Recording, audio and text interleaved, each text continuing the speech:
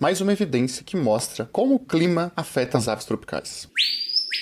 Um estudo feito no início do ano passado, lá em janeiro de 2025, publicado nesse período, mostrou um resultado parecido com aquele que a gente viu no trabalho anterior. Mas esse trabalho foi diferente, né? Os dados não são os mesmos, eles convergem para resultados parecidos. Então o que a gente descobriu? Foi um trabalho em um local bem isolado, exatamente para fugir da pressão humana, com uma área com mais de 1.000 quilômetros quadrados de floresta contínua. Então foge todo daquele efeito de borda que pode atrapalhar, enviesar os resultados, em que eles colocaram redes, onde eles capturavam as aves, anilhavam as aves e faziam o monitoramento dessas aves ao longo desses 27 anos de estudo. E o que eles descobriram com isso? Das 29 espécies monitoradas, se você levar em consideração temperatura e precipitação, 24 espécies foram afetadas diretamente com dados robustos por esse aumento da temperatura e a diminuição da precipitação. Mostrou-se que ao longo desse período teve um aumento médio da temperatura de 1 grau na temperatura na época seca, enquanto a precipitação diminuiu em torno de 10 milímetros. E por que isso é interessante? Porque vai exatamente a favor daquele trabalho que a gente viu. Nesse trabalho eles não falam dos extremos climáticos como o outro